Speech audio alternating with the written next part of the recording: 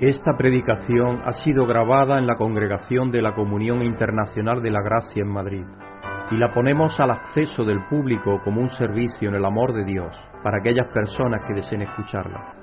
Pedimos que la palabra de Dios tome vida en tu corazón mientras escuches. Muy buenas tardes, hermanos y hermanas, bienvenidos a estar aquí en la presencia del Señor como congregación. Vamos a darle gracias a Dios porque nos tiene aquí con bien, sabiendo de la esperanza que tenemos en Él, de la seguridad que tenemos en Él y tantísimas gracias que tenemos que darle, porque cualquiera que sea la circunstancia en la que estamos, sabemos que estamos en las mejores manos, en las de Dios. Amoroso Padre, Señor, venimos en esta tarde a darte gracias como congregación, sabiendo, Padre, que tú velas por cada uno de los que has creado, Señor, y que tienes un plan maravilloso para todos, que en tu Hijo Jesucristo incluiste a todas las personas, a todas las creadas, y algo maravilloso saber que tú estás llevando a cabo un plan, Señor, para ir despertando a la realidad de esa salvación que tú le diste en tu Hijo Jesucristo a cada uno conforme tu voluntad es decidida para cada uno de ellos. Así que te pedimos, Padre, que nos ayude a nosotros a apreciar lo que tú has hecho por nosotros en tu amor a través de tu Hijo Jesucristo y que nos ha abierto la mente y el corazón para saber que tenemos una relación personal contigo, que somos tus hijos e hijas, y que nos ha dado, Señor, la bendición de participar en llevar la buena noticia a los demás. Así que te pedimos, Padre, que nos ayude a llevarla a los demás y te damos las gracias, Padre. Especialmente te pedimos por la familia de Noel, por todas sus familias, Señor, que tú les consueles, les alientes, los confortes, porque solo de ti viene el consuelo y el aliento que verdaderamente llena nuestro corazón, Señor, y nos da la satisfacción interior de incluso en medio de la dificultad tener el gozo de la salvación. Así que te damos gracias por ello y, Señor, te pedimos que tú estés con ellos y que les bendigas y los ayudes a pasar por el duelo normal hasta que llegue el tiempo en el cual puedan reunirse de nuevo todos con su ser querido. Sabemos que tenemos la segura esperanza que nos dio tu Hijo Jesucristo a través de su resurrección, en la resurrección futura de todos los que han muerto, Señor. Así que te damos las gracias por ello y te pedimos que nos ayudes cada día a perseverar en la fe y a guardar, Señor, aquello que sabes que es bueno para nosotros. Así que te pedimos, Padre, por todos los tuyos, especialmente nos acordamos de aquellos que sufren en necesidad, en dolor, especialmente aquellos hermanos y hermanas y todos los que están sufriendo en Mozambique, en Mali y en otras partes, Señor, ahora también con diferentes enfermedades que se están desarrollando a consecuencia de las inundaciones que hubo, entre ellos la malaria. Y, Señor, te pedimos que tú intervengas con tu mano sanadora en sus vidas y que mueva el corazón de las naciones que pueden ayudar a que haya pronto cuidados para aquellas personas que los necesitan. Dándote gracias, Padre, y pidiéndotelo en el nombre santo y bendito de tu Hijo Jesucristo, nuestro Señor y Salvador. Amén. Vamos a ir en esta tarde a leer en el Salmo 110, vamos a leer del 1 al 7, así dijo el Señor a mi Señor, así dijo el Señor a mi Señor, siéntate a mi derecha hasta que ponga a tus enemigos por estrado de tus pies. Es David hablando, el rey David, quien dice que en el Antiguo Testamento no aparece Dios como lo que es, aparece Dios Padre, Dios Hijo, Dios Espíritu Santo. Lo que pasa es que hay que tener la mente abierta y el corazón para verlo, pero está ahí. Porque luego precisamente es una escritura que menciona a Pedro en el primer sermón inspirado, lo podéis leer en Hechos 3, y menciona esta escritura precisamente hablando de Jesucristo. De Jesucristo está hablando, y está hablando de Jesucristo y Dios el Padre. Así que el monoteísmo es cierto, pero dentro de un Dios unitrino. Y eso es lo que los judíos no lo pueden aceptar. Pero aquí mismo en esta escritura, ahí está puesto. Así dijo el Señor a mi Señor, siéntate a mi derecha hasta que ponga a tus enemigos por estrado de tus pies. Eso podéis leerlo en Mateo luego 22, 44, Marcos 12, 36, Lucas 20, 43 y en Hechos 2, 35 y en Hebreos 1, 13. Es decir, que aparece más de una vez en el Nuevo Testamento. Que el Señor extienda desde Sión el poder de tu cetro. Domina tú en medio de tus enemigos. Eso está diciéndole Dios Padre a Jesucristo. Tus tropas estarán dispuestas el día de la batalla, ordenadas en santa majestad. De las entrañas de la aurora recibirás el rocío de tu juventud. El Señor ha jurado y no cambiará de parecer. Tú eres sacerdote para siempre, según el orden de Melquisedec. Hebreos 7, 16 y 22. El Señor está a tu mano derecha, aplastará a los reyes en el día de su ira. Juzgará a las naciones y amontonará cadáveres. Aplastará cabezas en toda la tierra.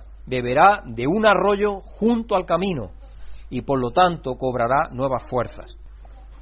De acuerdo a F.B. Meyer, como sabéis, un comentarista bíblico, Martín Lutero describe este salmo como el salmo verdadero, alto y principal de nuestro amado Señor Jesucristo. Esa es la forma en la cual lo describe, porque es a él dedicado. Nuestro Señor lo atribuyó a David en el poder del Espíritu Santo, y no hay porción del Antiguo Testamento citado con más frecuencia en el Nuevo Testamento que este salmo.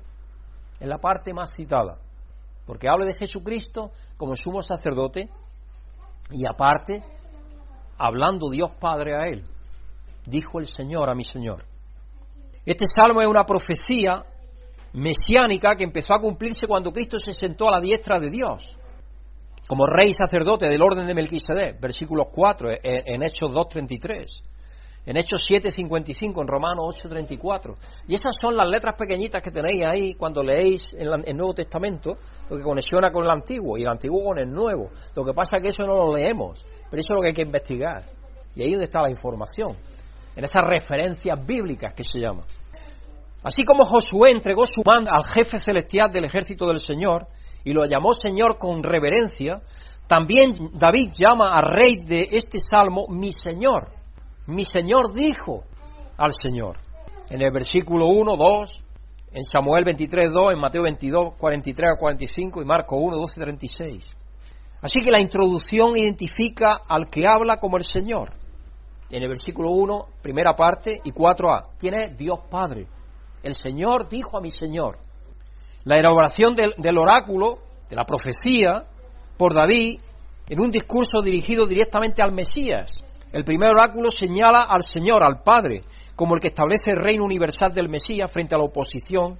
El segundo señala su sacerdocio eterno universal del Mesías frente a los que se oponen a él. Por eso es sacerdote para siempre.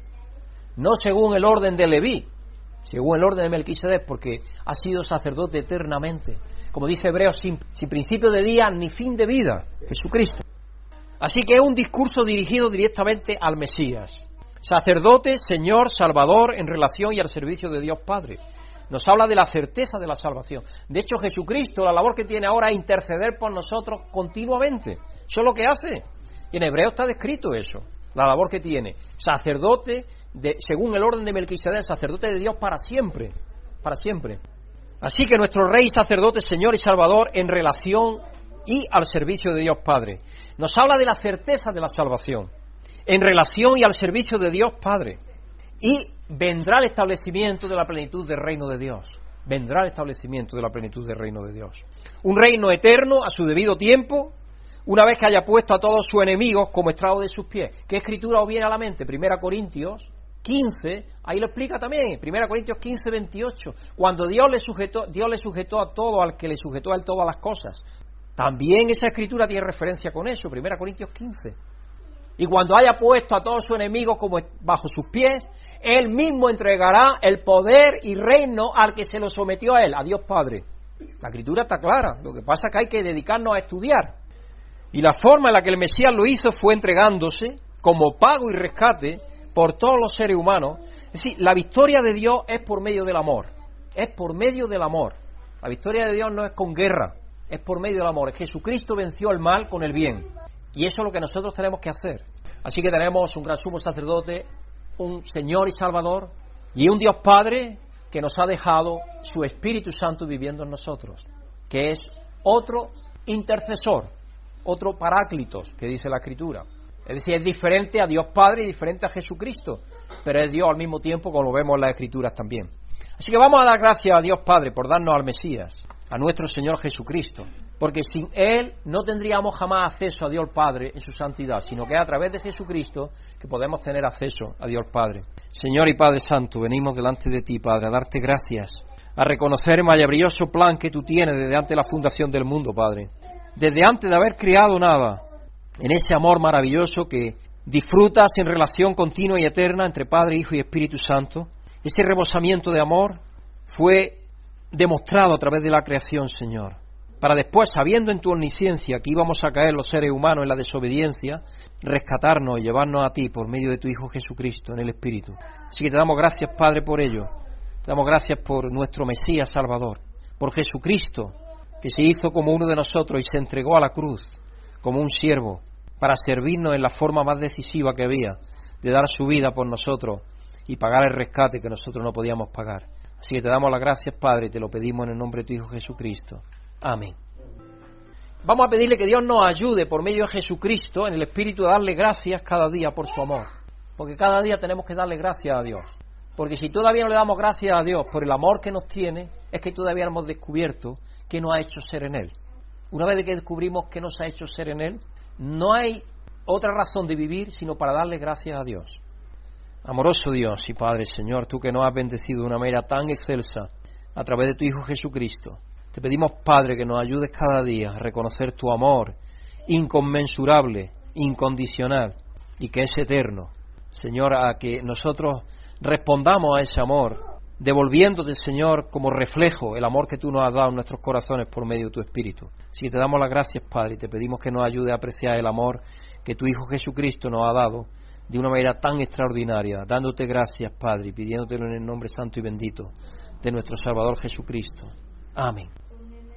Esto era un par de monjas en un asilo de ancianos, llaman a la puerta de una casa, porque van visitando casa por casa, y le abre una niña. Y la niña le dice, ¿nos podrían dar algo para el asilo? Y dice, abuelo, sal. Cierto día, a mitad de una clase, un maestro de literatura se quedó profundamente dormido, sentado en la mesa. Cuando despertó pidiendo disculpas, le dijo muy serio a los alumnos, me remonté en sueño al tiempo de Don Quijote de la Mancha y le pedí consejos sobre los mejores libros de caballería. Al otro día, al día siguiente, otro de los muchachos se acomodó en su pupitre y lo venció el sueño, porque se llamaba el profesor, este se ve que era un mayor ya, y entonces hablaba así un poco como decís, con la lengua así trabadilla, entonces ya pues se durmió el muchacho también. Al ver los maestros, lo despertó y le pidió una explicación, a lo que el chico respondió, me remonté en sueño al tiempo de Don Quijote, le pregunté por usted y me dijo que no lo conocía. Es una vergüenza, no te sabes el nombre de los presidentes a tu edad, yo los sabía todos, y por orden cronológico, supongo que son los presidentes de Estados Unidos. Pues claro, maestra, cuando usted tenía mi edad, había habido solo 3.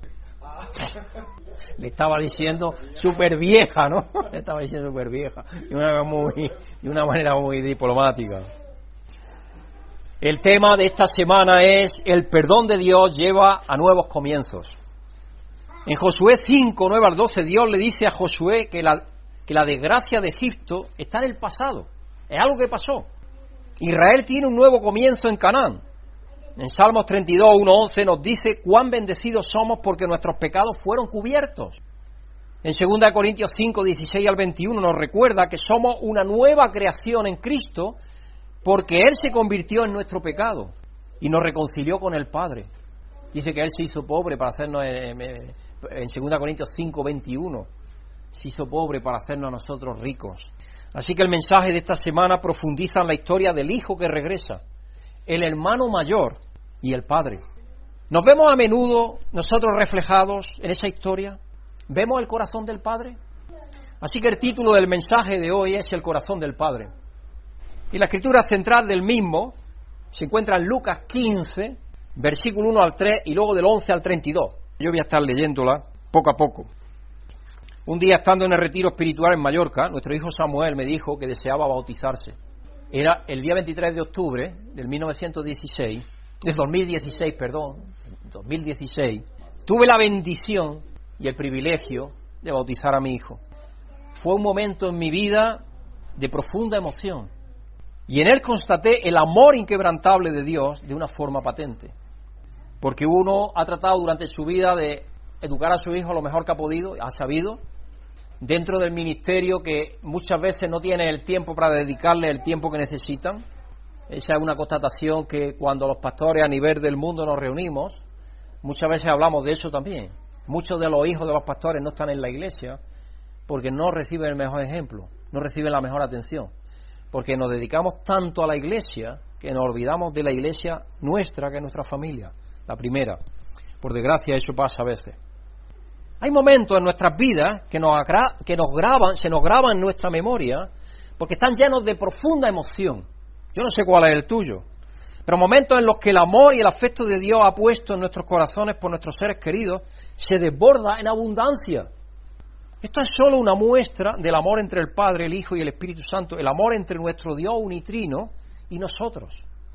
Fuimos creados a imagen de Dios para ser portadores de su imagen, para mostrar su corazón de amor. Sin embargo, la mayoría de las veces nos resistimos obstinadamente a nuestro llamado de dar testimonio de quién es Dios realmente. Cuando la humanidad se ha alejado de Dios, nos alejamos de la fuente de nuestra vida y de nuestro ser. Y esa es la situación que tiene el mundo entero. Están lejos de Dios. Dios no está lejos de ellos, pero ellos sí están lejos de Dios. De hecho, no quieren saber nada de Él. De hecho, cuando el atentado del 11 de septiembre, ahí fue donde empezó el nuevo ateísmo, que es muy agresivo. Y el nuevo ateísmo lo que trata es de incluso perseguir al que cree. Es una nueva religión, la religión del ateísmo. Porque normalmente hasta hace poco el ateísmo era agnóstico. El agnosticismo quiere decir que ni crees ni no crees, tú respetas a los demás y ya está. Pero hoy el ateísmo es muy militante y hay gente que se mete con los creyentes. ¿Por qué hace la gente eso? Porque están alejados de Dios, sin duda. No conocen exactamente lo que Dios les ha dado en Jesucristo. Se han alejado de la fuente de la vida y de su ser. Nos convertimos en una ley para nosotros mismos, porque nadie quiere que le diga a otro qué debe de hacer. Pero Dios es el que está sobre todos. Y sí, Él tiene que decirnos lo que tenemos que hacer o dejar de hacer. De hecho, mi oncólogo de eso hablaba. Dice, me da pena, porque el oncólogo creo que cada día estoy percibiendo más, no es de aquí, sino que creo que es sudamericano. Y entonces él ve el contraste todavía entre Sudamérica y aquí. Allí hay respeto todavía por los mayores, algo. Aquí dice, no, aquí los niños son los que mandan y dominan. Dice, en la escuela le pegan a los profesores. Aquí en el hospital llegan jóvenes y le pegan a las enfermeras. Dice, ¿a dónde vamos a llegar? Estaba hablando con Brígida y conmigo. Y nosotros estuvimos hablando un ratito, no mucho porque no se puede en la consulta, pero un ratito. ¿Por qué pasa eso? Porque la gente está cada día más alejada de Dios, más alejada de principios que le pueden ayudar a poner orden en sus vidas. Y no se dan cuenta, pero esa es la realidad que hay en el mundo, ahí fuera. Quieren lo bueno que Dios puede darles, pero sin embargo no están dispuestos a buscarle y a someterse a sus caminos. Por eso que cuando tú le hablas de Dios no quieren nada con Dios. ¿Por qué? Porque ellos lo que quieren es ser libres, ser ellos mismos su propia ley. Es parte casi de la naturaleza humana que sea así. Así que nos convertimos en una ley para nosotros mismos, tomando todo lo que Dios nos había dado para la vida y la piedad, lo desperdiciamos en una vida autoindulgente y frívola. Si el ejemplo lo tenemos allí en el jardín del Edén. Lo tenían todo, pero sin embargo no querían seguir los patrones de Dios. No querían seguir las instrucciones de Dios. Inmediatamente que le digo, no creáis a Dios. Vosotros podéis decir lo que queráis, hacer lo que os dé la real gana. Y eso es lo que tenemos hasta el día de hoy, en la mayoría de las ocasiones, en las personas que todavía no se han convertido a Dios. Nosotros somos seres humanos, incluso en nuestros esfuerzos por ser buenas personas, a menudo nos encontramos en lugares en los que nunca quisiéramos estar. Así que hoy vamos a ver la historia de Lucas 15, con la que la mayoría de nosotros estamos familiarizados. De hecho, yo he predicado otras veces acerca de esa historia, creo que tenéis la historia bien familiarizada, bien patentizada en vuestra mente. Pero la mayoría de nosotros nos vemos en la historia del hijo pródigo y su hermano mayor. Mi oración es que empecemos a vivir más como el Padre y a compartir su corazón. Que no nos quedemos en el hijo pródigo, que esto, que lo otro, y el otro, sino que vayamos más profundamente y veamos al Padre y vivamos con el amor del Padre. Porque eso es lo que Dios nos pide. Jesucristo vino a pedirnos eso. Que nuestro corazón sea más y más semejante al corazón de Dios Padre cada día.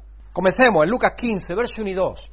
Muchos recaudadores de impuestos, pecadores, se acercaron a Jesús para oírlo, de modo que los fariseos y los maestros de la ley se pusieron a murmurar. Este hombre recibe a pecadores y come con ellos. Así eran. Siguen siendo hasta el día de hoy así. Jesús estaba en compañía de dos grandes grupos de personas. El primero eran los recaudadores de impuestos y los pecadores. Un grupo considerado por los escribas y los sacerdotes y todo eso como casi impuro, prácticamente.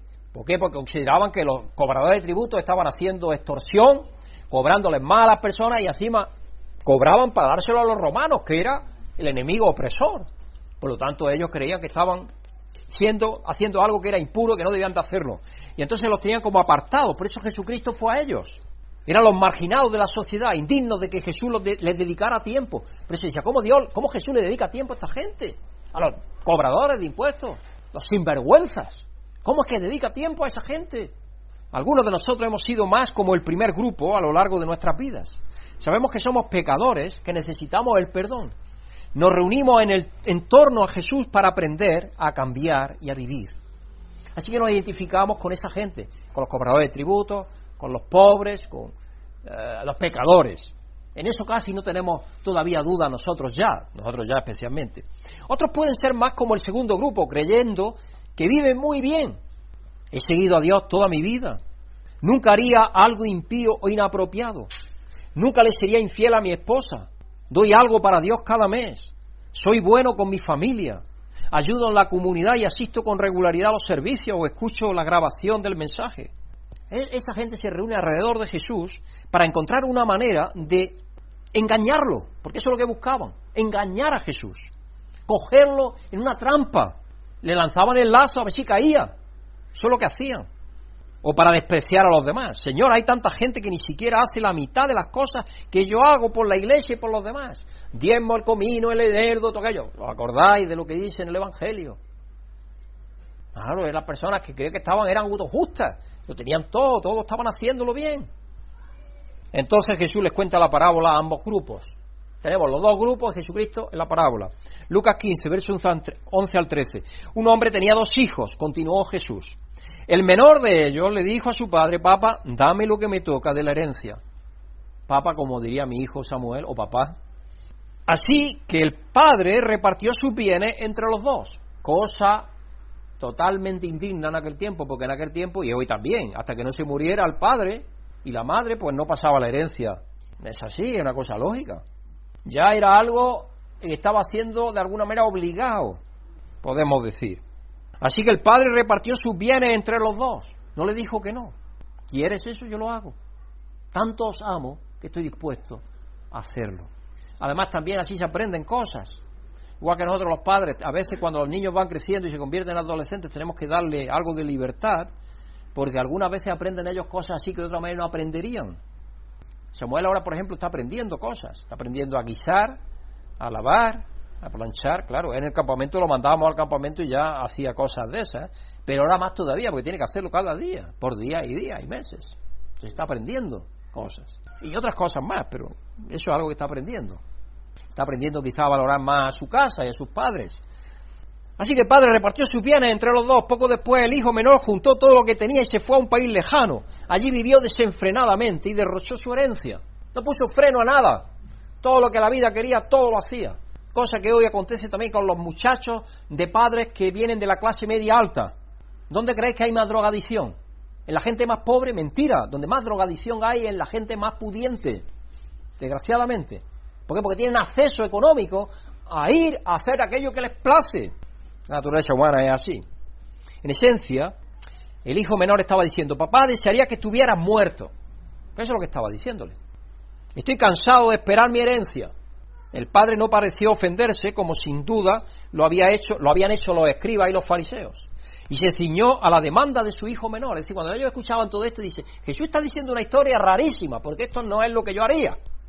Pero es como Jesucristo y como Dios actúa.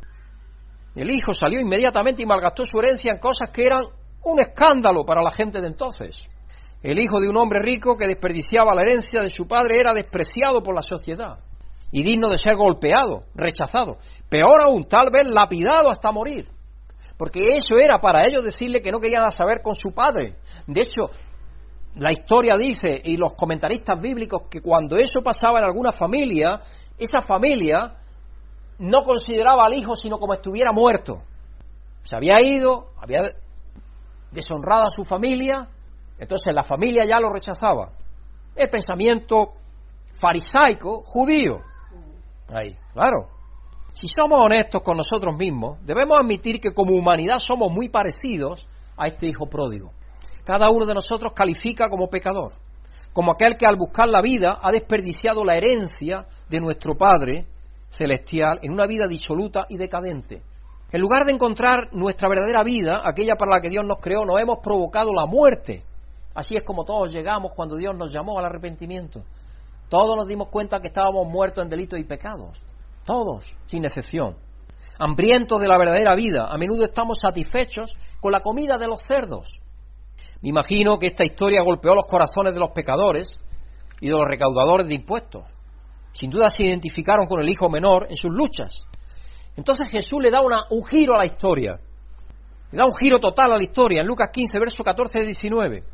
Cuando lo había gastado todo, sobrevino una gran escasez en la región y él comenzó a pasar necesidad. Una cosa que no había aprendido es a prevenir, entre ellas. Porque tenía tanto dinero que podía guardar un poco para los malos tiempos. Pero una cosa que se ve es que no aprendió a prevenir nada. Así que fue y consiguió empleo con un ciudadano de aquel país, un país lejano, se refiere ahí que es el mundo gentil, posiblemente, quien lo mandó a sus campos a cuidar cerdos.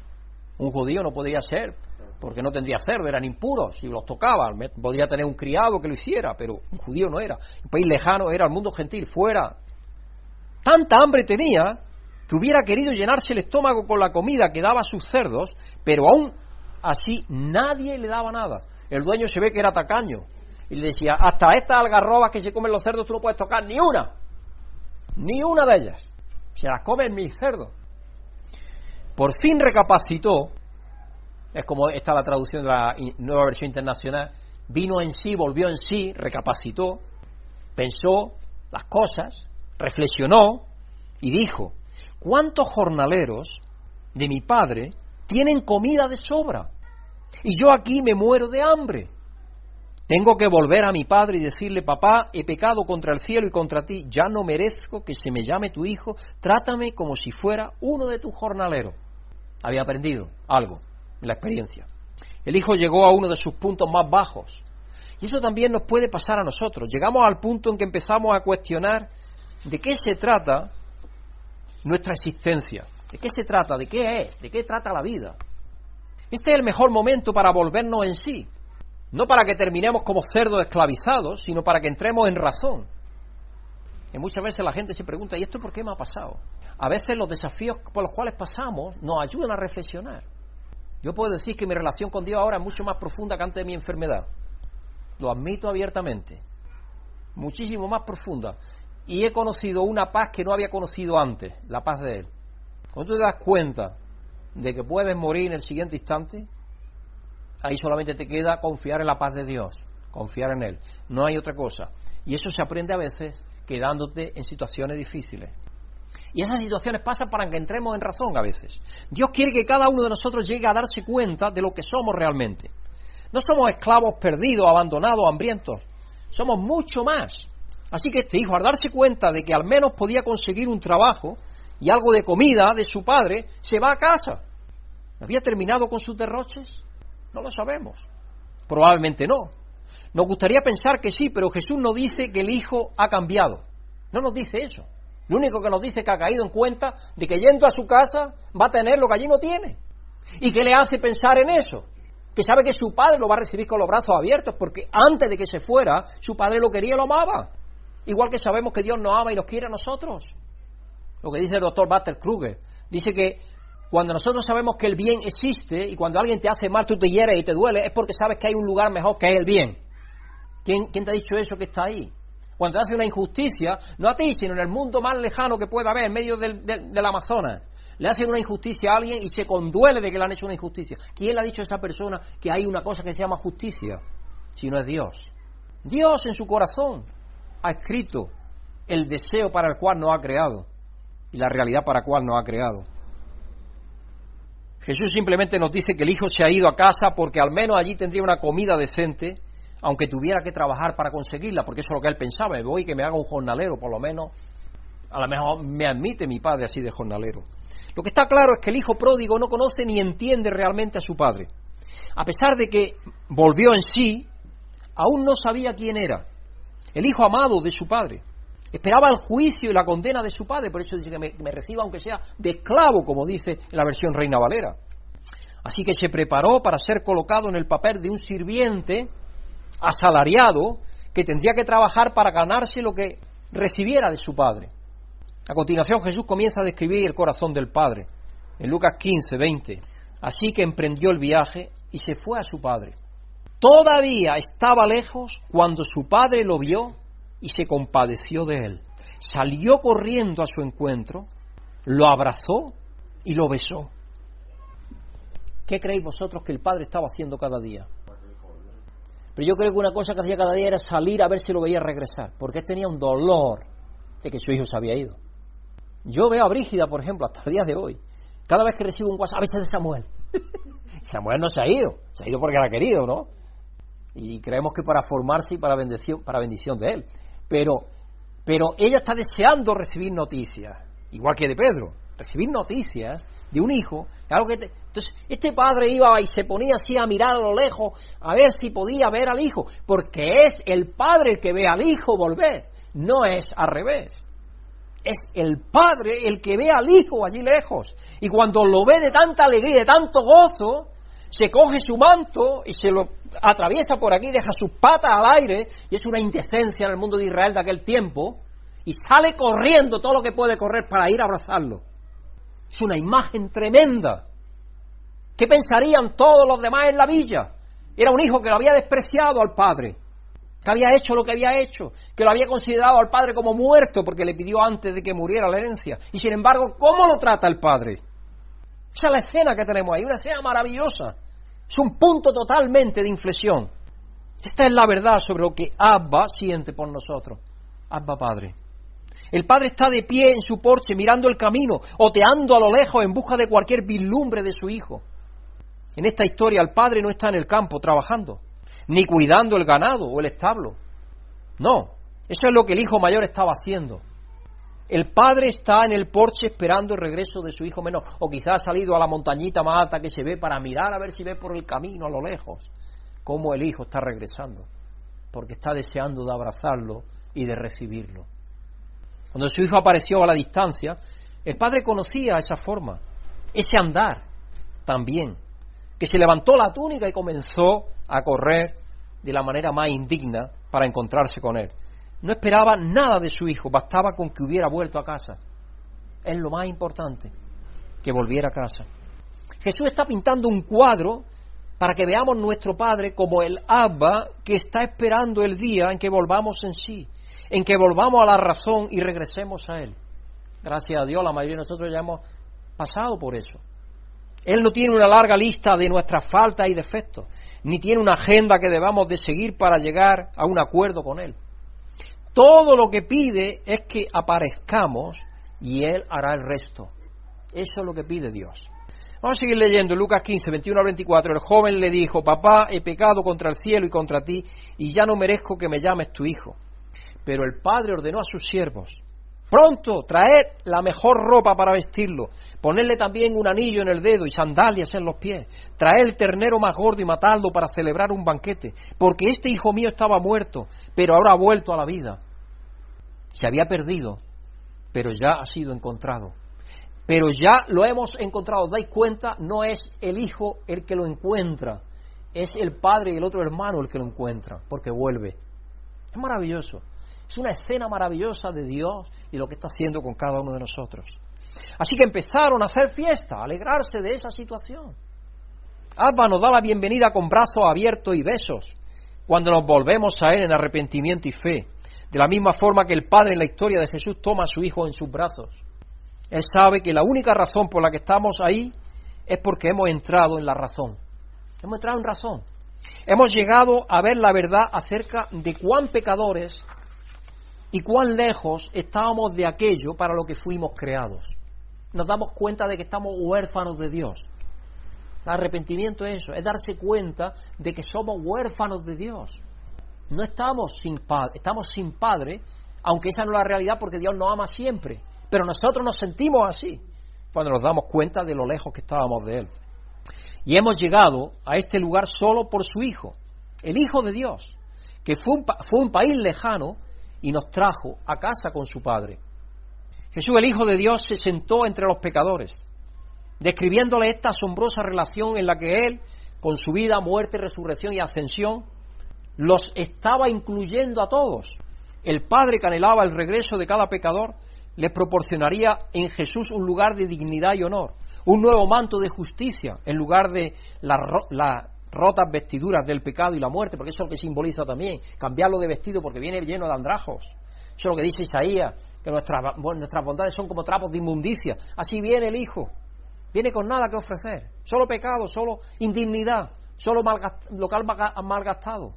Pero Dios, el Padre, lo viste con lo mejor que tenía y nos viste, nosotros vemos con la túnica de la justicia de Jesucristo, somos vestidos y lavados en la sangre del Cordero. Es maravilloso todo lo que encierra esa parábola tan profundo. En lugar de los pies descalzos de un esclavo, porque solamente los soldados tenían sandalias. Las sandalias no era como hoy que tenemos todos zapatos y varios pares. En aquel tiempo no. En aquel tiempo la gente iba sin zapatos, sin sandalias. Las sandalias eran caras y estaban hechas de cuero. Los romanos podían tener sandalias para estar caminando por los campos, pero los demás, como no tuvieras dinero, ahí sandalias nada. Yo recuerdo aún todavía, mi padre, los años 60, a mí me hacía calzas, ¿sabéis de qué? De ruedas de las motos. Las motos las cortaban, le ponía, todavía recuerdo eso, y le ponía con una grapadora que tenía una grapa, le ponía una grapa, hacía atrás una cosa, adelante otra, y así iba yo a la escuela. Y tengo 64 años ahora, todavía no tengo 64 años. Así que imaginaron aquel tiempo. Y en lugar de los pies descalzos, como digo, de un esclavo, sandalias de paz, completamente nuevas. Y sobre todo el anillo, el anillo que le pone, es el sello de nuestra propia inclusión en la vida y relación del Padre, del Hijo y del Espíritu Santo. Porque ese anillo era el anillo familiar. Era el anillo con el cual se hacían transacciones o lo que sea, para probarlas. Y el Padre le da ese anillo. Imaginaros que nos dice que somos coherederos con Cristo. Nos ha aceptado como sus hijos, Dios Padre. Es maravilloso. Y que nos ha dado las arras de su Espíritu ya. El Espíritu de Dios en nosotros. Es un anticipo ya de la plenitud que nos va a dar, de la riqueza de su herencia. Es maravilloso cuando pensamos en todo eso, hermano. No podemos sino dar gracias a Dios cada día por lo que nos ha dado. Como su Hijo amado de Dios, Jesucristo dejó la gloria del cielo, fue al lejano país de nuestra humanidad, eso es lo que hizo, venir al lejano país de nuestra humanidad, nuestro pecado, nuestra perdición, compartiendo nuestra humanidad quebrantada, para que pudiéramos participar en todo lo que es suyo, coherederos con Cristo. Si yo tengo 4 hermanos, somos 4. Cuando murió mi madre, todo lo que tenía mi madre pasó a nosotros 4. Somos coherederos, los 4 en la misma condición. Pues Jesucristo está metido ahí como uno de nosotros también. Es algo tremendo lo que dice la palabra de Dios por medio del apóstol Pablo. Y todo eso lo hizo posible Jesucristo al venir aquí para darnos participación en lo que Él tiene. Esto es lo que Dios quiso desde el principio para ti, para mí y para todos los seres que han vivido. Estoy seguro de que los recaudadores de impuestos y los pecadores se vieron a sí mismos en esta historia. Ellos se sintieron alegres y felices de que por fin alguien le estaba dando, le estaba haciendo de alguna manera honor. Jesucristo era ese. Pero ¿y los fariseos? Creo que fue para ellos y para muchos de nosotros hoy en día, que podemos creer que no tenemos nada de qué arrepentirnos, que Jesús continuó. En Lucas 15, versos 25 al 32. Mientras tanto, el hijo mayor estaba en el campo, estaba laborando. Al volver, cuando se acercó a la casa, oyó la música y el baile. Entonces llamó a uno de los siervos y le preguntó qué pasaba. «Ha llegado tu hermano», le respondió, «y tu padre ha matado el ternero más gordo porque ha recobrado a su hijo, sano y salvo». Indignado, el hermano mayor se negó a entrar. Imaginaos cómo estaba, lleno de rencor. Vete a saber lo que pasó por su mente. Este hermano que viene ahora, el hermano mayor se negó a entrar, así que su padre, ¿qué hizo? Salió igual que salió en busca del otro, porque los dos tienen necesidad de salir. Tanto el que creía que estaba dentro, que estaba afuera, como el otro que estaba afuera y sabía que estaba afuera. El problema era el que estaba dentro, que no sabía que estaba afuera también. Porque el padre tiene que salir igualmente que el otro, tiene que salir fuera. El padre salió a suplicarle que lo hiciera, que entrara a la fiesta, que recibiera a su hermano. Pero él le contestó: «Fíjate cuántos años te he servido sin desobedecer jamás tus órdenes, y ni un cabrito me has dado para celebrar una fiesta con mis amigos. Estaba despreciando a su padre, más todavía, más que lo hizo el otro. Pero ahora llega ese tu hijo que ha despilfarrado su fortuna con prostitutas y tú mandas matar en su honor el ternero más gordo. Y el padre estaría llorando por dentro lágrimas tremendas, porque estaba viendo la pobreza y la miseria de su segundo hijo, del que se había quedado ahí toda la vida. Hijo mío, le dijo el padre, tú siempre estás conmigo y todo lo que tengo es tuyo. Todo lo que tiene Dios es nuestro, todo. Pero teníamos que hacer fiesta y alegrarnos porque este hermano tuyo, porque él había dicho este hijo tuyo, ahora él le dice, este hermano tuyo, que es tuyo, que no es mío solo, es tuyo, que es tu hermano. Estaba muerto, pero ahora ha vuelto a la vida, se había perdido, pero ya lo hemos encontrado. Y esa es una expresión que existe mucho en la Biblia. Dios es el que nos encuentra. Allí en cuando redime al pueblo de Israel para llevarlo de Egipto a la tierra prometida, eso es lo que le dice, Dios nos ha encontrado. De eso hablo en la carta de la Pascua. Dios es el que nos encuentra, hermanos. Nosotros no tenemos disposición de ir a Dios. Él es el que nos encuentra. El hijo mayor se veía a sí mismo como un trabajador fiel. Sin duda estaba recordando cada falta y todo lo que este hermano había hecho mal. Quizás tenía una lista de todo lo que el hermano había hecho y diciendo, mira, yo que estoy con mi padre, todo lo bueno que estoy haciendo, todos los días voy a trabajar de sol a sol y hago esto y lo otro y riego las patatas y todo lo estoy haciendo. Claro, hay una lista seguro de todo. Y podo los árboles y fertilizo y hago esto y hago lo otro y mira toda la lista ahí de las cosas que él estaba haciendo. Porque a veces así somos. Estaba haciendo una lista de todo. Probablemente recordaba todas las lesiones que le había ocasionado en el pasado su hermano, cuando se había peleado con él o lo que sea, porque se ve que era traviesillo, era el hermano menor, sin duda. Y estaba pensando en lo injusto que era su padre. ¿Con qué frecuencia los cristianos pasan más tiempo juzgando el pasado de alguien que celebrando su perdón? ¿Estamos haciendo nosotros eso? ¿O estamos dispuestos a admitir a cualquiera que venga? Vamos a suponer que fruto de Festimadrid nos llega una persona aquí un poco andrajosa. ¿Cómo la vamos a recibir? Porque la actitud que a nosotros, aunque no le digamos nada, cómo la miramos a esa persona, eso lo va a percibir. De todo eso tenemos que pensar. No vayamos a pensar que estamos encuadrados en el hermano mayor que se quedó en casa, que puede ser posible. Tengamos cuidado como somos. Porque sí, yo de vez en cuando recibo también comentarios que hacéis algunos de vosotros y yo me doy cuenta y digo, aquí hay un problema, cuidado, y allí hay otro, cuidado, tengo que predicar sobre esto, porque aquí hay un problema. Y lo que hay en el fondo de nuestro corazón sale a flote, cuidado. Y tenemos que pensar que si hay que cortar algo en nuestro corazón, hay que cortarlo para recibir a cualquiera que llegue como nuestro hermano o nuestra hermana, porque Jesucristo lo ha redimido, ha pagado por él, ha muerto por él o ella, y tenemos que estar dispuestos a recibirlo para enseñarle aquello que tiene que aprender, pero con amor y bondad y misericordia y paciencia, como Dios lo ha hecho con cada uno de nosotros. La verdad, hermano, es que el hermano mayor estaba tan lejos de casa como el hermano menor. Él también tenía un concepto equívoco de quién era su padre y de quién era él. También necesitaba venir a sí mismo, descubrir quién era y volver a sus sentidos y conocer a su padre en el amor que su padre tenía para ambos. ¿Puedes ver cómo Jesús estaba tratando con ambos extremos de malentender los motivos y el corazón de nuestro Padre? Porque los dos estaban sin entender al Padre. Jesús estaba mostrando a los escribas y los fariseos sus propios corazones y motivaciones malvados, porque esta era la manera en que estaban respondiendo a los recaudadores de impuestos. Estaban criticando, estaban machacándolos, estaban diciendo no son dignos de ser parte del pueblo de Israel. Échalos fuera, no los admitas. ¿Cómo tú, Jesús, que dice que eres el Mesías, te dedicas a gastar tiempo con ellos? Y los pecadores que venían a Jesús, indiscutiblemente lo aceptaban, eran recibidos por él. Entonces había una diferencia.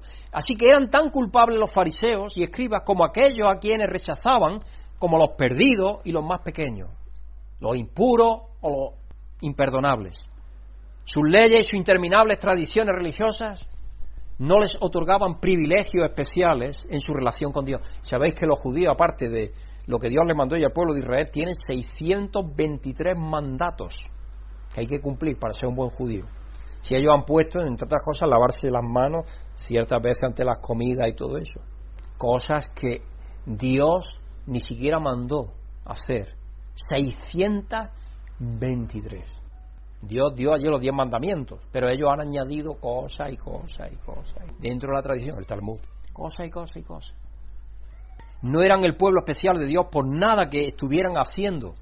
Esa no era la norma que Dios usaba. Los judíos eran el pueblo de Dios simplemente porque los escogió y los había reclamado como suyos, porque Dios decidió que así fuera, dándole el derecho como primogénito a todo lo que era suyo. Porque también en esta porción de la Escritura, y yo también comenté en eso, no voy a comentar hoy porque no quiero perder más tiempo, pero comenté en uno de los mensajes que también esos dos hermanos pueden representar muy bien el Nuevo y el Antiguo Testamento, en los primeros estadios de la Iglesia. Porque todavía estaban ya, los del Nuevo eran los que estaban creyendo en Cristo, ya estaban ahí representados.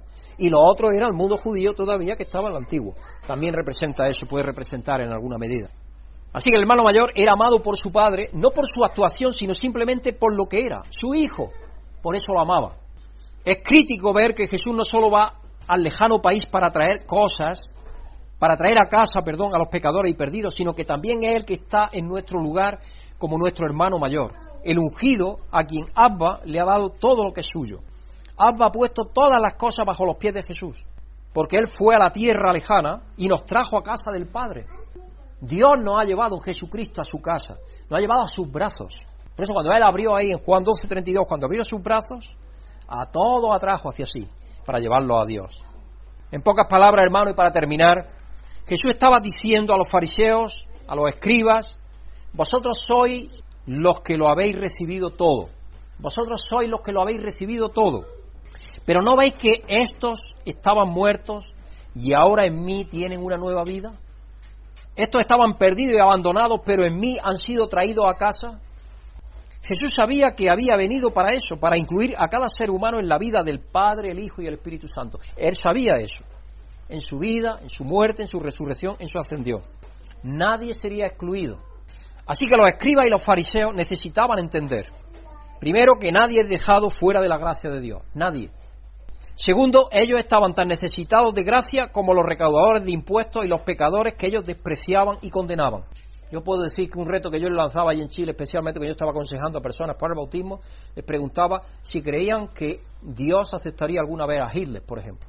La mayoría de las personas decían que no, usted tenía que trabajar con ellos. Si esa persona llegará un día en que se dé cuenta los horrores que cometió, igual que cualquiera otra de nosotros, porque para Dios no hay pecado pequeño. ¿Y por qué cometió esos errores? Esa es otra historia. Cuando se estudia, por ejemplo, la historia de la gente que ha hecho grandes crímenes, se dan cuenta que generalmente son personas que no han sido queridas jamás, que tienen un corazón lleno de odio y de maldad, no por ellos mismos, sino porque quizás son huérfanos o nadie les quiso o sus padres los maltrataron o tantas cosas así. Ninguno de nosotros somos quien para juzgar a nadie. Solo Dios, el Padre, es el juez de todos en su Hijo Jesucristo. Solo Él. Así que ellos estaban tan necesitados como los recaudadores de impuestos y los pecadores que ellos despreciaban y condenaban. Así que Jesús se pone en el lugar del hijo pródigo y también en el lugar del hijo mayor, porque los rescata a ambos, nos rescata a nosotros todos. Escucha las palabras del Padre, como Abba dice, que todo lo que tengo es tuyo. Dice, todo lo que tengo es tuyo, hijo. Tú es que has estado viviendo conmigo como un siervo. Ese es el problema. No me has estado tratando como un padre, me has estado sirviendo, pero no es eso lo que yo quiero. Yo lo que quiero es que me ames, no que me temas, sino que me ames, que es diferente.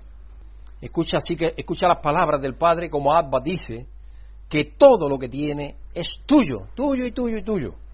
Así que da la bienvenida a casa a todos los que estaban perdidos, pero que están siendo encontrados, y todos los que estaban muertos, pero que ahora están siendo vivos en Jesucristo. Jesús deja esta historia con la audiencia esperando.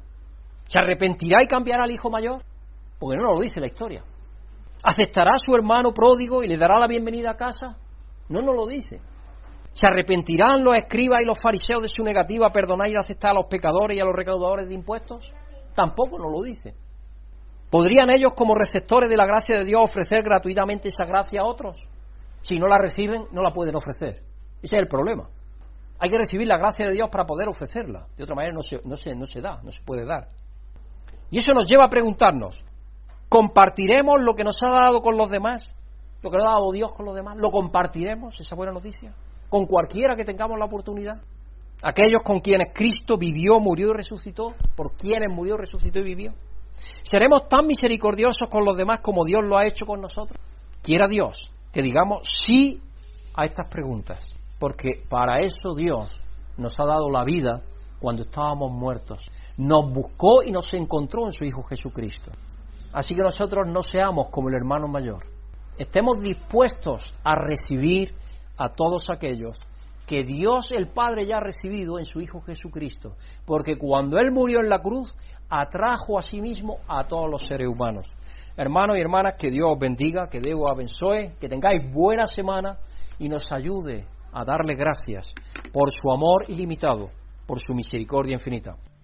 Padre, graças por el amor que ha manifestado a nós outros, graças porque nós outros podemos descansar em Ti, termos esta alegria de sermos abraçados por Ti, de sermos amados também por el Senhor. E aqui estamos, ó Deus, para agradecer tudo que Tu has hecho por nós outros. Dê sempre a nós outros um coração misericordioso, amoroso, que podamos também transmitir todo o nosso amor a nossos irmãos. Podamos fazer a vontade do Senhor e assim sermos de fato na família, para a glória do Senhor. Em nome de Jesus. Amém. Amén. Si has sentido la bendición de Dios por medio de esta predicación, agradecemos tus oraciones y apoyo, para que este ministerio pueda seguir siendo usado por Dios para bendecir a otros. Pedimos que el amor y la paz de Dios, que sobrepasa todo conocimiento, llenen tu vida.